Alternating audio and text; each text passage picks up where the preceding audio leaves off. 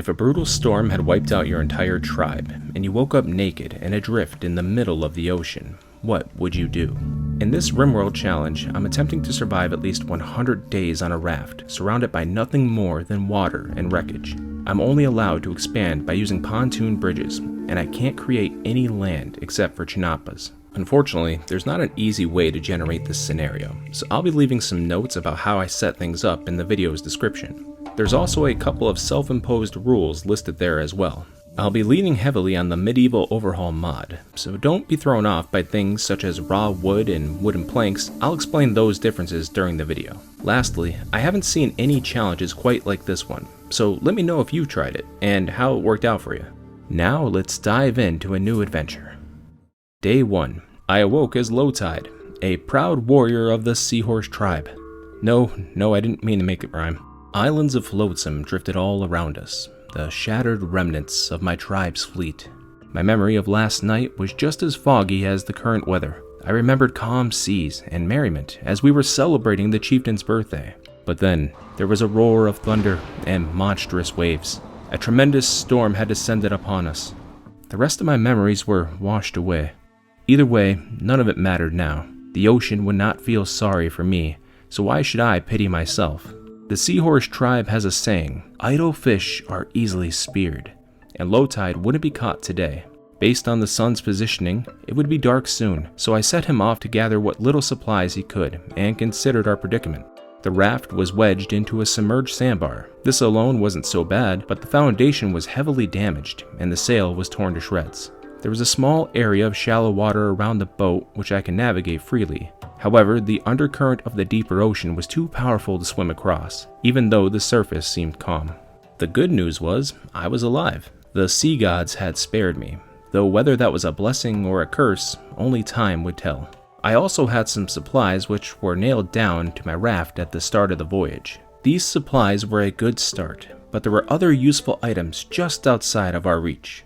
To the east, there was a neighboring sandbar littered with chunks of coral, and a few more supplies, including some pemmican. Unfortunately, a small stretch of deep water separated us from the potential meal. As luck would have it, Lowtide was somewhat of a construction worker himself, and possessed the construction skills to make pontoon bridges, or as I'm going to call them, raft bridges. I gathered the required materials and assembled them atop the waves. Even with his decent construction skill, it took Lowtide about an in-game hour to create each section. My work carried me into the night, and I retreated to the safety of my raft. As much as I needed it, I was hesitant to let myself rest, for I could feel my internal sea beginning to swell. I planned out some fishing areas to occupy my mind. One area would be for small fish, another for medium, and a third for large. As the night grew darker, I spotted a few glimmers of light hidden amidst the fog, like dying stars fading into nothingness. With that, I crawled into bed and waited for sleep to find me. The morning had arrived. My eyes were heavy from the lack of sleep, but the rest of my body was driven by hunger. I toiled away for hours until the raft bridge was completed and eagerly made my way across. Most of the pemmican was edible, though the bottom portion was too tainted by the salt water to be eaten. It would suffice for now. Wreckage was scattered in every direction, some more intact than others. The largest of these boat islands was to the southwest, where my tribe's flagship, the Seadancer, lay in a watery tomb. I then spotted the bodies of a few of my kinfolk. For a moment, I felt jealous of them, as if they embarked on a new voyage without me. But maybe their spirits were looking at me with the same type of envy. I nodded my head towards each of them in respect and got back to work. When you're in a survival situation, you need to get creative. Something you would normally consider useless might be the very thing that saves your life. For example, the remains of a tattered sail. Though it will never again function as intended, I could repurpose the cloth into makeshift tribal wear. This light garb will reduce the impact of the oppressive heat without slowing us down. On day 3, I ordered the dismantling of the flotsam sprawled across our sandbar and deconstructed the raft bridges. It pained me to take them apart, but I needed the materials in order to build towards the other islands. Dismantling the bridges had the unintended side effect of dredging up the sand between the two bars. I knew it wouldn't be long before the sea reclaimed it, but for now, we'll let Lowtide enjoy it. A wise man once said, Give a man a fish, and you feed him for a day. Teach a man to fish, and he'll catch a whole lot of fish. However, these fish are more than just a food source. They serve as attractive bait for larger creatures that dwell around me. It didn't take long to lure in the first potential meal. A green eel had begun gorging itself on the anglerfish bait I had set in the water. This species wasn't as formidable as its larger cousin, the moray eel, but they still possessed razor-sharp teeth, so we needed to be careful. Despite my cautious approach, the nimble creature landed a bite on our torso just as I impaled it with my spear. It was a small price to pay for such a big meal. I created another storage pile next to my fish lure pile. This one was for unwanted items that I couldn't afford to store on my raft. That was where all the terrible stuff went, and each one of them deserved it. That night I saw a man walking along one of the distant sandbars. Tom Guzman. He looks like a Tom Guzman. He didn't seem to notice us, or if he did, he didn't care to let us know. In fairness, from his perspective, all the flotsam must seem like a confusing mass of debris. Perhaps he was part of a rescue team looking for survivors. Or maybe they were lost at sea as well, like us. The man disappeared as the darkness grew thicker around us. There was no torchlight or any other indication that they were still there, and maybe they never were. I began another expansion, this time to the west, where an archipelago of wreckage floated close by. At some point, I managed to hunt down a second eel and added it to my resource pile. Unlike those that I would get through fishing, these larger creatures possessed more delicate meat, and their bones and skins made for a useful crafting material. As Ian Malcolm once said, life finds a way. Somehow, an anima tree had taken root in the soft sand nearby. I don't know how it got there, but the sight of the glowing little sapling lifted my spirits greatly. Later on in the day, I was attacked by a maddened blue sea snail. A few stabs of my spear felled the beast, but not before it inflicted painful injuries to my leg. On day 5, I completed the first section of the western bridge. This gave me access to 69 bison wool. It's just a coincidence. Get your mind out of the gutter. My good fortune soon turned downward as a foggy rain rolled in. Within minutes, I could see the soft sand that connected the bars beginning to wash away. I hurriedly gathered the chunks of coral from them and stored them near our raft for future use. The foggy rain continued its deluge throughout the night and into the following morning. The dredged up sand had been washed away, and along with it, the anima sapling. The ocean was a cruel and unforgiving place, and the loss of such a wondrous tree was a sharp reminder of that. Work continued on the western bridge until I reached the next section of flotsam. This portion contained some damp cloth. It wasn't strong enough to make a sail with, but it would be useful in constructing more raft bridges. I now had to make a choice of where to go next. My long-term goal was to push west until I reached the flagship, but I currently lack the materials to do so. For now, I would need to move in another direction, but which one? Over the next few days, I deconstructed portions of the western bridge and organized my supplies and storage. Between construction projects, I played horseshoes and fished. The sea was bountiful, and thanks to the encompassing wreckage, it offered more than just food. Sometimes I would catch things like throwing rocks and planks, but other times I would catch interesting items, like vodka. Finally, after a great deal of deliberation, I decided to push north. There were some good resources to be had up there, including a fishing trap and a garden bed that I can utilize for a variety of plants. Like a predator ambushing its prey, a powerful storm had descended upon me out of nowhere. The brewing storm brought about chaotic glimpses of my tribe's fleet. Every crack of thunder was paired with faint images of boats being smashed under monstrous waves. I tried forcing the images and shouts from my mind, but it didn't work. Against my better judgment, I threw myself into the shallow water and swam for the northern bridge. It rocked mightily above the angry waves, but the integrity of the structure remained intact. It was a death wish to work in such conditions, but I needed to prove to the sea gods that I was a true warrior, and more importantly, prove to myself that I could overcome this test. I worked feverishly on the bridge, like a man possessed by a demon of labor. Lightning struck the ocean around me several times, an intimidation tactic, no doubt. But the electricity in the air only fueled my determination even more. At last, I secured the final planks and finished the northern bridge. I yelled defiantly in the air and celebrated my triumph by gorging on raw salmon and downing an entire bottle of vodka.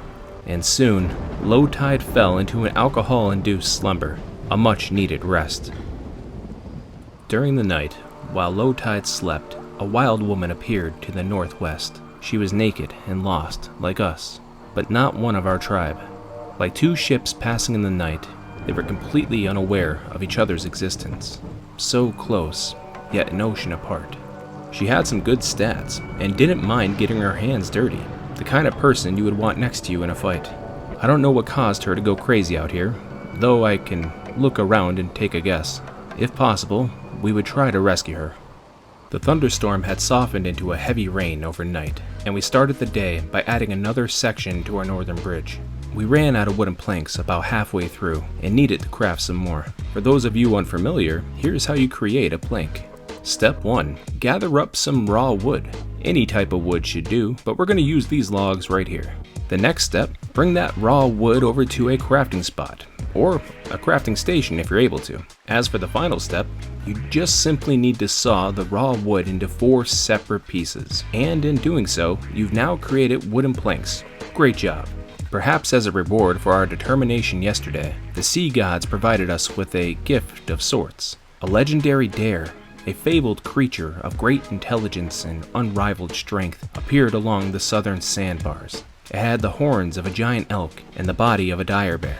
It also had a notorious appetite, so I was glad that it remained down there. I extracted what resources I could from the northern island and tore down the wreckage, exposing a great deal of soft sand as a result. Like a cramped game of Tetris, I needed to plan my item placement ahead of time and increase my storage capacity whenever possible. With our wood and cloth supplies increased, I sent Lowtide off once again to build a westward bridge. For days, a rainy overcast hung over our raft, interrupted periodically by fleeting patches of sunlight. The dark overcast made every sea creature seem more foreboding. Even creatures as unassuming as tuna appeared ferocious in the moody waves. Sherry was equally as fearsome. She was a great close-range fighter and needed to kill for every meal. But how long could she keep it up? I worked and fished and worked.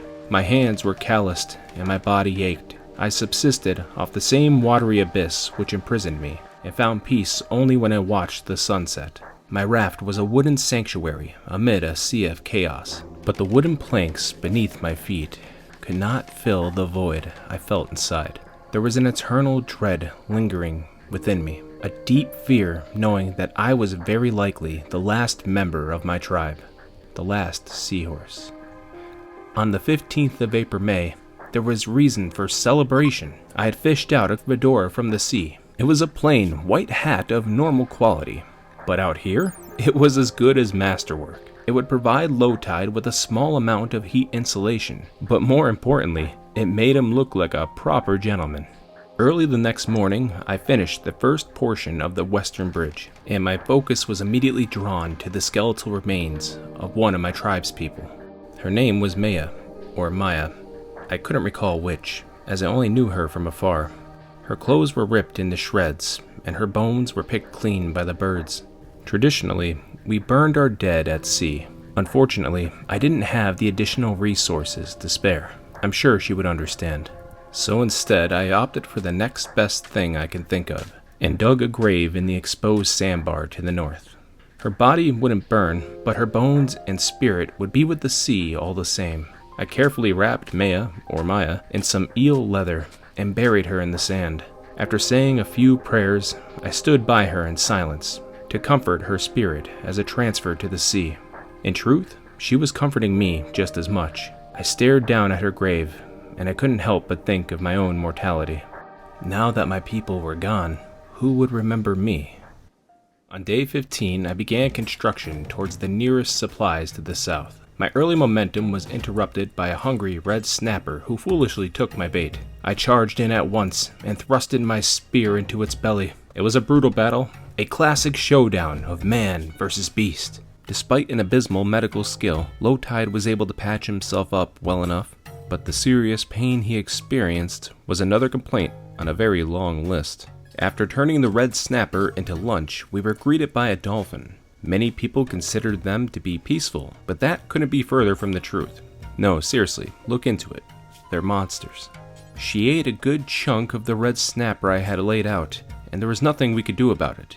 Dolphins packed a powerful bite, and if I wanted to hunt larger animals like this, I would need a weapon with some range and a little bit more punch, so the porpoise was safe for now.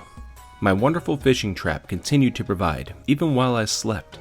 Every day it would snag me something useful. Today it brought me pemmican from the tides. This fueled me through my work, and within an hour the southern bridge was completed. This area contained 2 chinapas, little artificial islands that the farmers of my tribe would place on boats to cultivate crops at sea. They could be built by combining planks, hay, and some type of stone chunk. I planted hay on them to start. In time, this would provide me with enough hay to build another one, and on it would go until I had enough chinapas to begin cultivating other crops. The rest of my time was spent crafting a short bow. Lowtide was much better at ranged combat, and I didn't want to miss out on bringing down another large animal if they came our way. It wouldn't be our long-term weapon, but it would do for now. A few days prior, I added an expansion to our raft. This would provide us with additional storage space and just living area in general. Utilizing this new area, I created a stone cutting station. Coral made for a strong stone replacement, and I began to turn these pink chunks into useful building blocks. It wasn't long before the dolphin came back around, no doubt searching for another easy meal. Just look at that mischievous face. This time, however, we were prepared. Lowtide moved into position on the southern bridge. He whiffed his first shot, but the second one was a hit. Swim, Lowtide. Swim away. Oh god, it nearly caught us. Fortunately for us, dolphins don't have legs, so we're able to shoot it from the safety of our raft. One arrow, then another, and another, and there we go. At last, the vicious beast had been slain, and what a fine meal it would be. Such a great hunt deserved an equally great celebration, so I built a coral stone fire pit in order to cook the dolphin meat into proper meals. Like the heroic survivor Tom Hanks once declared, "Look what I have made! Fire! I made fire!" For the first time in a while, I felt the comforting heat of a campfire's flames. They danced exotically against the horizon, and I watched as the hues of red and orange merged with the sunset behind it. And it was a warm reminder that there is true beauty to be found anywhere in the world, even out here. However, not all was well in Lowtide's little ocean world. Chunks of spacecraft plummeted down during our feast, destroying some of the flotsam to the far north. And unfortunately, Sherry had died at some point. It seems that a combination of blood loss and food poisoning had done her in, but she went out doing what she loved the most, fighting. The next few days passed uneventfully, and the boring pattern of routine grew from the mundane tasks that we needed for survival. We conducted a symphony of cooking, fishing, and organization to pass the time. After a while, the ocean itself seemed dull, and even the trivial task of fighting a sea snail felt thrilling in comparison. On the 7th of August, a caravan appeared along the eastern horizon. They were travelers from the Orange Ocean Settlement, a wonderful name for sea traders. They were led by Therese Protein Newton, a truly iconic man. He rode atop a large swimming bowl and carried a volcanic pistol, though he preferred fighting with his fists, like a real man. Many of the others wore orange hats, while some remained hatless. It seemed that headgear was treated as some sort of ranking system within their colony. They were such interesting and mysterious people. I had hoped that my fire would bring them in closer to investigate, but they didn't seem to notice. There was a lot of wreckage, after all. Sometime later, we completed the second portion of the southern bridge and hauled up the fishing net. It worked the same as the wooden fishing trap, it just looked nicer. And right on cue, the new fishing trap caught a fantastic item for me, a light SMG. Can you believe it? Surely the sea gods sent this magnificent gift my way. Such advanced weaponry was somewhat foreign to Lowtide, but he had seen them used before by exotic pirates and traders. It was just a more powerful bow, that's all. Much like the sea, life continues to move at its own pace. Some days feel motionless, while others rapid and chaotic. At any moment, life can spring a challenge upon us, and for some, that may ultimately result in their untimely end. Like a sea snail sleeping too close to our raft, it became the unprovoked victim of target practice for our new weapon. It works really well, by the way. Or how about these sea sponges? They seem to be content with dominating my entire sandbar, but I'm sick of looking at them. There's far too many of them. They needed to be cut down and humbled. You may call it desponginization, but I call it a lesson well learned. Some creatures take life into their own hands and go on the offensive, thinking they can decide their fate. Sometimes this works, but if you take a wrong turn, then your time ends no differently than any of the others. For this is the delicate balance. Lowtide lives his life one raft bridge at a time. What about you? With some basic housekeeping taken care of, I expanded east once more. Lowtide probably felt trapped in some weird bridge-building time loop, a twisted purgatory of isolation and raw fish. But we've all felt that way at some point in our lives, right? The luck of the sea was truly with us. Lowtide hauled up bars of gold from the ocean depths, along with other oddities. Hours later, another gift was presented to us. A great white shark, arguably the most deadly sea creature, emerged near the western bridge. Was this another divine test of my strength? I leapt into action and ordered Lowtide to take up arms against the apex predator. Our semi-automatic arrows of lead pierced the shark's thick skin repeatedly. I began to grow overconfident from all the successful hits, and I stepped near the water's edge. The wounded shark had plenty of fight left and launched out at me with surprising speed, landing a painful bite on my leg. Its powerful jaws came just a hair short of fully ensnaring my limb. I unloaded the full clip of my weapon into the oversized fish until it could no longer move. Fortunately, my injury was nothing more than a horrific flesh wound, but one that would recover over time. These sharks are absolute tanks and take a lot of punishment before going down. I thanked the warrior fish for a worthy battle and plunged my knife into its skull, ending its suffering. If I plan on hunting any more of them, then I need to consider getting a bigger boat. The Chinampas grew the hay that we would need to create more of them, while our planters contained both cotton plants and fiber corn. There was one problem though. I didn't have a way to utilize the freshly picked cotton. Thankfully, Lowtide had some of his tribe's notes on the boat with him, various texts that taught the complex techniques of different crafts. One of these tomes contained the archaic art of textile spinning and gave solid instructions on how to craft a spinning wheel. With a plan now in place, I set up a research spot on our boat and started our pursuit of knowledge. Much like the samurai, he was a well-rounded warrior. A fearsome troll emerged from the sea along the submerged sandbar to the northwest. Even from this distance, its giant size was easy to spot. Its presence seemed to have caused a blight on my cotton plants, and I was forced to cut my losses and start anew. Now I can only hope for better yields. The far wreckage to the southeast was a bloody mess. It appears that two crocodiles had a disagreement of sorts and settled it the old-fashioned way. See folks, everyone loses when you resort to violence.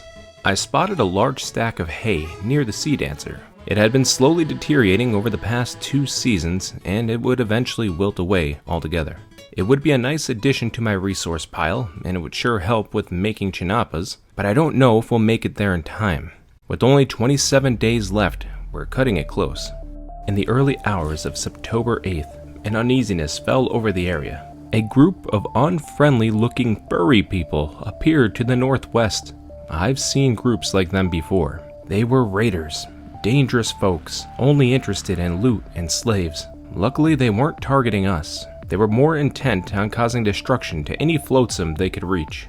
They set ablaze any wreckage they could find, and the flames stirred up the bloodlust in some of the nearby fauna. A great white shark and a tuna battled to the death. Another great white actually fell in battle to a giganticonda, but the serpent was also dying from its grievous wounds. And the turtles, oh, the poor turtles. They fled for the water, but a few of them received minor burns before they could. The whole area had descended into chaos. On the other hand, Lowtide was enjoying the peaceful company of a curious sea turtle. Sure, we could have hunted it down, but why would we? We had plenty to eat, and the turtle's tranquil energy resonated with our own.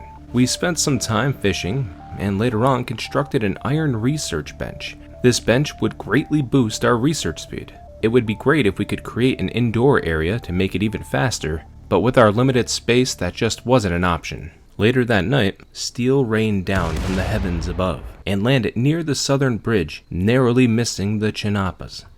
On day 37, a man fell from the sky, an animal farmer named Merlin Frederick. They weren't a particularly good colonist, and there was no way to help them, even if I wanted to. So there they stayed. They were at the mercy of the seagulls now. Best of luck, Merlin. Another person crashed down from the sky, this time a woman named Narc. Honestly, she was fantastic. I wish we could have saved her, but I was still trapped here on my little wooden island. That afternoon, we finished researching textile spinning and played some more Tetris with our supplies to make room for the spinning wheel. Some traders from the League of Koyo arrived from the east. They were from the same faction as Narc, but for some reason they continued to ignore her desperate pleas for rescue. Apparently she must have done something seriously wrong for them to disregard her in such a way. They just walked right over her body and talked to each other, pretending as if she didn't even exist. Poor Narc. Such a horrible way to go out. At least she was around some of her people. Later on, we crafted the spinning wheel and followed the instructions in my tribe's ancient texts. It took a while to get accustomed to the foreign process of textile spinning, but soon we were making cloth at an efficient rate, and thanks to this, work finally resumed on the northeastern bridge. Making cloth became the #1 priority, with making planks right behind that. When I ran out of cotton, I used bison wool to make more. Before long, the expansion to the northeast was complete. This gave me access to extra wood, some storage, a log seat, and a drying rack. After that, I built my first chinapa and planted more haygrass upon it. The stock of haygrass near the Seadancer was mostly gone. The flock of seagulls had seen to that. I only had 14 days left before it expired. I might reach it, but I had my doubts. In preparation for our big western expansion, I laid out some plans and relocated the cloth and wood storage nearer to the building site to make it as efficient as possible. Running short on bridge building supplies, I tore apart the northeastern expansion altogether. There were good resources to the far north, but the time and materials it would take to reach them simply weren't worth it. Being a sole survivor, there are many things needing to be done, but only one of you to do them. Energy is often low, and even needing to stop to fish for sustenance feels like time that could be better well spent. I needed some sort of pick-me-up that can carry me to this bridge building finish line. You know what they say, when the sea hands you canned, toxic liquid lemons, then you better drink all of that lemonade. I ordered Lowtide to pound down an energy drink for the first time in his life. The rush of energy left him visibly shaking, and he felt like he had wings. High on caffeine, I worked and moved at a much quicker pace. Sure, there would be an energy crash later on, but who cares? That's what sleep is for, right? Once again, traders from the League of Koya emerged from the east. I'm starting to suspect that they're part of some rescue party looking for survivors, but they need to start checking over here. Later on, a pack of man-hunting flamingos descended upon the Koya people. It was an epic battle of bullets, beaks, and blood. In a few heartbeats, the pink monsters fell, and the traders patched up their wounds. I didn't notice before, but there was more croc-on-croc violence here too. Man, these things really have it out for each other. Day 55 began with a most welcomed surprise. A manta ray had tamed itself to me. It was a moment of exuberance and celebration. Look at it. Look at it go. Look how majestic it is. No longer would I have to be alone. Now I had a friend, a true companion who came to me. Perhaps they too were feeling isolated from their people. We were two kindred spirits joined by circumstances beyond our control. In honor of the special occasion, I named him Rey Mysterio, for he was a manta ray, and he had a mysterious nature about him. He even ate the sea sponges. He really was the greatest companion I could ask for. That's it, Ray. Go ahead. Explore your new home. Enjoy the freedom and splendor that is our ocean abode. Just don't drink those energy drinks. Oh god, you wouldn't like those. We built Rey Mysterio a rawhide kelp bed and placed it near our own. He would only know the greatest of comforts from here on out, and together we slept soundly beneath the stars, our hearts filled with the contentment of companionship once again. The 13th of December started off well. We finished another section of our western bridge network. It leapfrogged over several submerged sandbars and ended at a wrecked raft. Man, that was a tongue twister, all that. And a new group of raiders appeared along the very popular eastern horizon. They began to set fire to what little flotsam remained. This meant nothing to me, but it destroyed the homes of the local kiwis and turtles, truly showcasing the types of monsters these raiders really were. With the final cinders having burnt out, the raiders were pleased with themselves, and they left at some point during the night. And so it began. Several days of grinding and building. A few times our work was interrupted. Other times we were provided natural inspiration. A trap was made, planks were laid, and more crops were planted at the start of April-May. To my dismay, we lost the hay, so instead I trained Ray. It took all okay, that's enough of that. We worked hard during the daylight, and at night we relaxed. Entertainment was hard to come by, and was mostly provided by the world around us. One evening, we watched an epic fight between a great white shark and a dolphin. They went blow for blow, like two kaiju battling it out in the middle of the ocean. And it was a coin flip as to who the winner would be until the very end. Lowtide was sure to reward the victor for their efforts. Day 60 arrived faster than I had anticipated. Today marks 1 full year since I awoke on this raft. Despite this hard reality, the recent progress I've been making has my spirits high. Fittingly, a thunderstorm swept in, just as it did exactly 1 year prior. Images swirled in my mind, flashbacks to that fateful day. They were more vivid this time around, and it seems that the isolation and passage of time has cleared my head. I remembered now. Our fleet was making good progress towards other lands. Already we had met some new tribes for us to trade with. It was during the after hours of the chieftain's birthday party that a sudden rainstorm had started. Some friends and I had gone inside to escape the downpour. We then heard a commotion in one of the storage rooms and found that intruders had snuck aboard. They were in the middle of some bizarre ritual. We fought against them and broke their incantation. But then, something powerful jolted the ship and breached the hull. Water poured in, quickly flooding the chamber. Everybody raced to get back to the deck, but the cultists began jumping atop us, trying to entrap us in the water with them. One of the assailants leapt atop me from behind and began digging at my skin and clothes with her dagger-like nails. I frantically fought against her, and in the commotion my tribal wear was torn completely off. But in that moment I had no modesty. I punched her square in the jaw and heard a loud crack as I did so. I attempted to help one of my companions, but the ship was rocked again, and I was thrown to the side. An immense surge of water rushed through as the ship was torn apart. Both friend and foe disappeared before me, swept away into the sea. I somehow managed to pull myself back to the deck, or what was left of it. And that is when I heard that strange sound.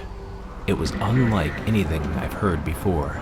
It was a high-pitched cackle mixed with the low guttural growl of an agitated crocodile. And the creature which emitted the sound was just as difficult to describe.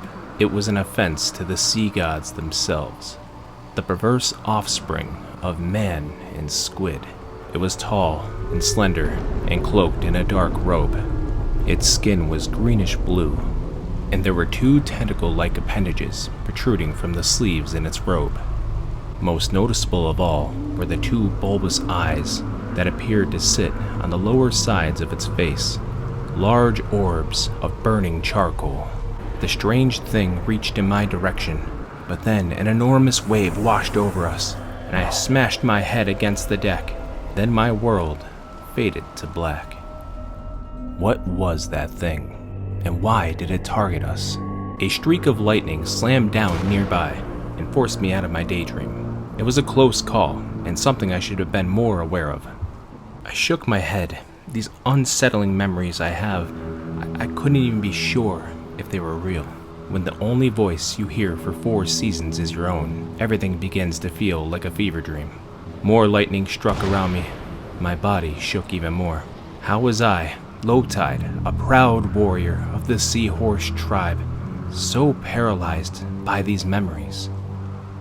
I nearly jumped out of my skin when something touched my leg. I turned instinctively to swing, but then I saw it was my new friend, Ray. Ah, Ray, my last bastion of hope. Somehow he understood my pain. He was mysterious like that. I patted Ray on his fin as a thank you, for his reassurance was what I needed most in that moment. An elder once told me that fear is like an ocean. It's composed of your anxieties, your insecurities, your nightmares. It's a powerful force that can swallow you whole, but for those who are courageous enough to sail upon it, you'll soon learn that it can be a valuable ally and even a friend. I took a steadying breath and relinquished myself to the roaring waves. My head went under for a few seconds, and in that moment, I felt weightless and free. To my surprise, I wasn't thrown into the coral or dragged down into the inky abyss below. No, the water was calm around me. A beautiful bioluminescent glow began to encompass me. Some of it took the shape of different sea creatures, like ghostly apparitions. Ray saw them too. He was swimming and playing along several bioluminescent mantas. It's Maya.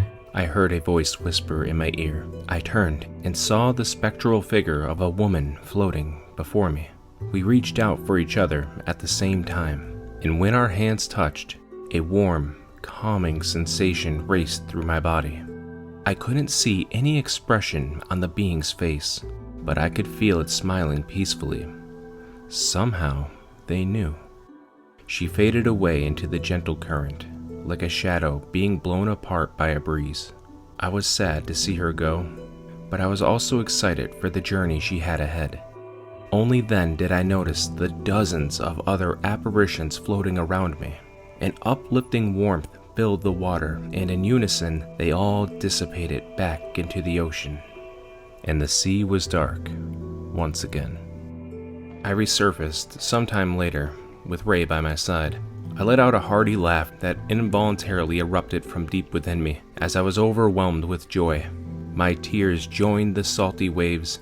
Finally, I was truly at one with the sea. More days passed, and work continued. Not much changed during that time. Once, our journey was nearly ended by a pack of man-hunting tortoises. Fortunately for us, the fearsome little creatures couldn't traverse the deeper waters. They were soon followed by another pack of manhunters, this time kiwis, probably the cutest bloodthirsty animals I've ever seen. Thankfully, they too were trapped down there with the man-hunting tortoises. There's just a whole lot of manhunters here. This is a dangerous place to live, especially if you're a man.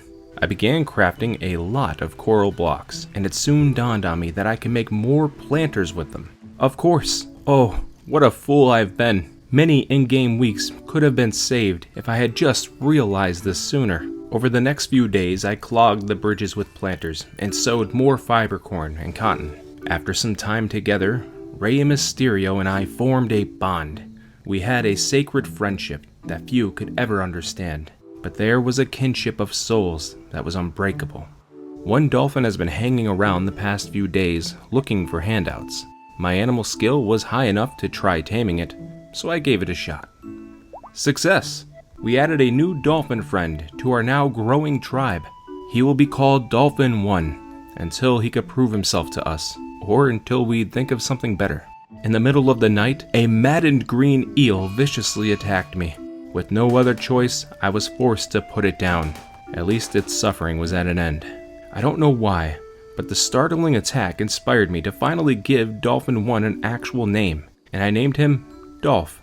Don't laugh, it's a great name, a strong name. I built Dolph a kelp bed next to Rey Mysterio, and together we slumbered. Oh, look at Ray, putting his fin over Dolph. They're too adorable.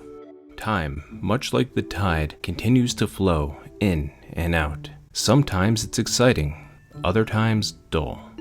I've learned to appreciate the dull times. I watch the sun rise and set, grow crops for a better future, spend time with great friends. Hours turned into days, and days into weeks. A continuous cycle of slow, grinding progress. A strange man crashed atop the Seadancer. Laurent the Selfish. Sounds like a Game of Thrones character. He bled all over the flagship. I saw no reason to save such a dishonorable man. Another man fell from the sky a few days later, this time within our reach. Odile Huffman. Oh wow, This guy's amazing. Never mind. Paralytic aphasia strikes again. Sorry about this, Odile. We just don't have the time or resources to care for you. Just go ahead and watch that sunset for me. That's it. Just keep watching the sunset. Oh god, that took more bullets than I expected. Well, at least he's no longer suffering. Time to bury... there appears to be a hungry dolphin. Well, then go ahead. Consume his body. Who am I to disrupt this circle of life? Something odd happened on the 84th day. I was training Rey Mysterio, as usual, when suddenly he bit my tribal wear and dragged me into the deep ocean with him. I could feel the powerful undercurrent tugging at me, but Rey's sleek build and deceptive strength seemed to easily overcome that issue. It was obviously a playful act, and I even managed to straddle him like a horse for a few minutes before nearly falling off. He then guided us back to the shallow water, and I was left momentarily stunned. What just happened? The experience was thrilling, and it conjured up memories of other tribes I had seen in the past. Some tribes had beast speakers and shamans, tamers who mastered the ability of riding animals even in the ocean. I wondered if my tribe had ever possessed such knowledge as well. If we did, it would have to be somewhere on the Seadancer. I continued improving my storage situation and migrated more materials down near the Seadancer. I fashioned a backpack for myself using some of the rawhide I had been storing. Another thing I wish I realized a year ago. This would increase my carrying capacity by 40 kilograms, which should make hauling this stuff around just a bit easier. The season of September went by fast. Hardly anything had happened during that stretch of time. There were fights, of course, and the occasional bizarre animal behavior. At some point, a heat wave nearly killed me, and I made new tribal wear to counter that. And a teenager named Molt crash-landed up near the space debris. He wasn't long for this world. In the early hours of day 99, we achieved our goal. We had reached the Seadancer. Months of grueling construction had finally paid off, and now we could rejoice. The flagship of my tribe was now back in good hands, and I wasted no time in planning its restoration. The first plan of action was to get more planks. For this, I used the wooden trestle on the deck of the Seadancer. It allowed me to cut more planks at a faster rate. I refueled the ship's lantern to symbolize the rebirth of the Seahorse tribe. Now, whenever passerbys look out to sea, they should notice the tall light. I reorganized some of the ship's furniture to suit my needs, and began construction then after. It didn't take long to install the first portions of the deck, but I stopped when something caught my attention from the corner of my eye. Piles of dusty, old parchment were on the ground, and that's when I noticed the hidden compartment beneath the shelf I had moved earlier. These texts were safely kept, but for what purpose? I scanned through them briefly. There were many words and diagrams of various items. It seemed like these were entries of work from many different contributors, based on the different handwriting and art styles. One entry I found taught the reader how to construct fins for your feet. They referred to them as flippers. Another seemed to dive into the complexities of animal training. These secret texts were incredible. They must have been passed down between chieftains during transitions of leadership. I wanted to learn more, but it would take some time to study all the details. I decided it would be best to focus on the ship for now. The restoration efforts continued, and I relocated our beds to the Seadancer to be closer to my work. When I slept aboard the Seadancer that evening, an unusual feeling hung in the air. I woke in the middle of the night with a lingering question on my mind. Why was I restoring the ship? For over a year, I had pushed myself to reach this very goal, but now that I had it in hand, it felt so hollow. I had convinced myself that I would repair the Seadancer and sail out of here, but how could I possibly do that? Even if I managed to repair the ship, a vessel of this size needed at least a 6-person crew. I looked over at Rey and Dolph, the friends I had made along this tumultuous journey. Their quiet snores brought me some measure of peace. What would happen to them if I sailed away? I tried to sleep the thoughts away, but I barely found any. The next morning I awoke and attempted to follow the same routine of repairing the ship, but I stopped only after a few hours. I could still hear my mother's voice saying to me, "You're as stubborn as a clam." She was always right. This situation was no different. I wanted to restore the ship because I was afraid of letting go of the past. Subconsciously, I believed that if I mended it, it would somehow bring back my tribe. But the truth was, they were gone. My people had returned to the sea. I witnessed that myself. This wreckage, the last remnants of my kinfolk, it's nothing more than rotting wooden bones. The last person you can ever convince of the truth is yourself. I can see that now. I thought again of the text I'd scanned through yesterday. That knowledge was the legacy of the Seahorse tribe. Those passages contained the solutions I needed in order to leave this place. With a determined stride, I went back to the secret parchment and began researching the ancient knowledge of my people. Time went by like a blur. I'd only broken away from my studies when I needed to eat or rest. On the night of day 111, I had finished researching the first ancient tool that would aid me on my journey. Flippers. Glorious flippers. It took me a few days to build the appropriate crafting table necessary for creating the mystical flippers, but now I was ready. After a few hours, 2 of them were finished. They felt odd on my feet. When I walked along the deck, it appeared as though I had duck feet, and it slowed my movement considerably. However, when I jumped in the shallow water, my swimming speed had drastically increased. With the slightest flick of my feet, I was propelled forward several yards. I even felt daring enough to edge myself out into the deeper water. The powerful current dragged against me, but this time I was able to kick through it without exerting too much energy. I continued practicing throughout the day and grew bolder and more adventurous. Being able to navigate the deeper waters came at a cost. I was more exposed to the ocean creatures around me than ever before. At one point, my growing confidence nearly cost me my life. I was gathering materials when suddenly, Dolph had let out a series of distressed clicks. I turned and saw the dorsal fin of a hammerhead shark charging toward me. I had managed to reach the boat just in time to narrowly avoid the shark's ferocious bite. Rey Mysterio rushed in against the creature and tore into it with his sharp tail. Before long, the attack was over. The shark was felled. Rey sustained a minor bruise to his left fin. The shark literally hammered him with its head. I treated his wounds and gave him a snack. It was the least I could do. I was truly unworthy of such a selfless companion. By the day's end, I was exhausted. Some raiders from the Purple Delta showed up, but they just kind of wandered around. From the looks of it, they were disorganized and were probably just trying to find each other. Flippers became a big game changer for us. Now the entire area was our playground. Life in general was made much easier. The boys and I patrolled the sea together. We practiced swimming in formation. We chased each other around. It was a marvelous time indeed. I wouldn't last longer than a day out in the open water. These extraordinary flippers weren't the permanent means to my escape, but they were a very helpful tool all the same. I soon turned back to my studies of the ancient knowledge, in particular, the entries on animal taming and riding. If I can learn to master this technique, then I can ride out of here on Rey Mysterio, and hopefully find some of the trading groups I've spotted throughout the year. It seemed unbelievable, but day 120 had arrived. 2 years we had been stranded. 2 years we toiled and survived. A noble griffin had landed down on the southern sandbar, a fearsome, mythical beast of legend. Whether it was a sign from the gods or mere happenstance, I could not say. A man named Dude, that's right, Dude, landed near our raft. Unfortunately for him, he was a liar, and he had paralytic aphasia. That's a bad combination, my dude. We ended his suffering and buried him near Maya. We also found a gigantic cobra and butchered it for a lot of meat. And I mean a lot of meat. The animal riding research was extensive.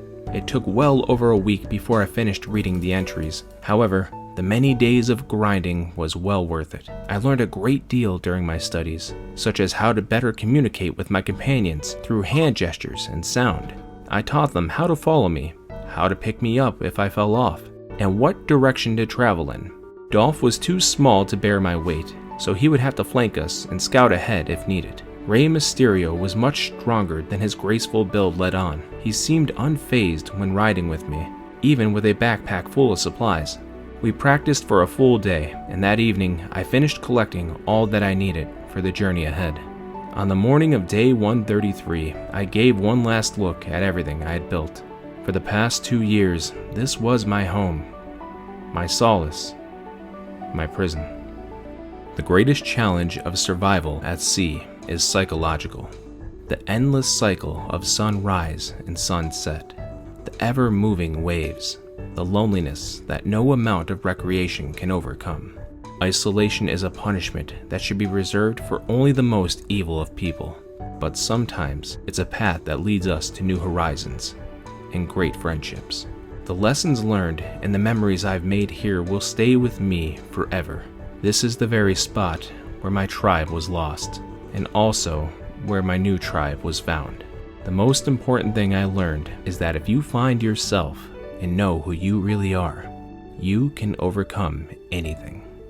I don't know what awaits us beyond the horizon, but what I do know is that we don't need to search for a home, for as long as we have each other, we're already there. I smiled at the newest members of the Seahorse tribe, and together we set off into the unknown. I want to thank you for sailing with me along this journey, and I hope you liked it. If you want to see more videos like this, let me know. There's a lot of content along the horizon of this video, so stay tuned for more. Until next time, friends.